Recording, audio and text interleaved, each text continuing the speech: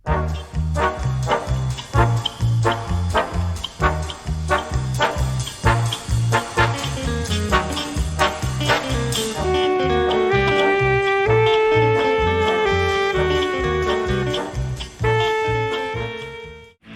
nezvládaš sám seba,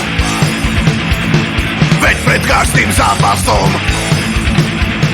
na sebe makať treba.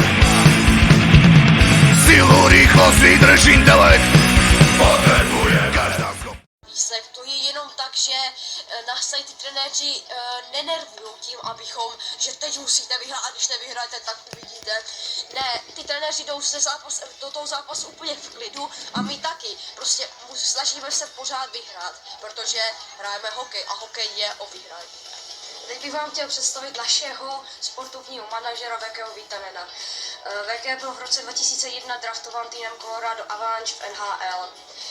A musím však opravdu přiznat, že někdy mám noční můry o jeho bruslení na konci na vítaněmi. Veke, is for you as a coach important if we lose or win? Not really. It's more about like learning and trying to play your best every time. Yeah. And sometimes you win, sometimes you lose, but it's not really an important thing. Tady v zápase, když kluk udělá chybu, třeba jde udělat si klíčku a ztratí puk a dostaneme z toho gól, tak ty trenéři mu nic neřeknou, akorát to ještě pochvalí, to, že si to zkusil. Což je super, že vlastně se nemusím já nervovat, když jdu do toho zápasu, ježiš, kolik udělám, já nemusím třeba dát gól nebo tohle. Ne, tohle oni tady právě vůbec neřeší. Noin. Hiljaisuutta toisen aloituksen nyt puolesta Tomas pääsee sinne ja pistää maali. No nyt on terävä alku kyllä sitten.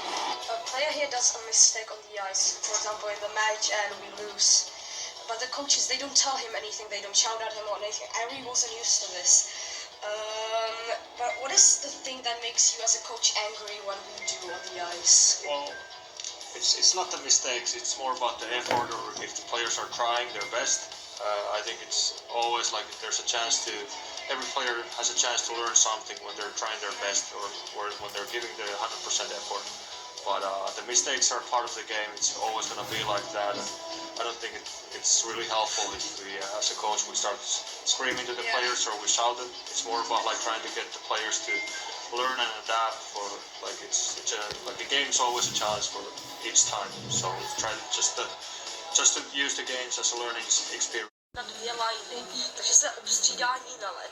A když kluci chodí po 40-50 vteřin z ledu a ještě na tom ledě musím odevzdat všechno na 100%, tak je to docela dost těžký, protože jsem vlastně za každý další 40-50 vteřin jsem zase na ledě, takže to potřebuji mít dobrou fyzičku, protože to je dost těžký to zvládnout takhle.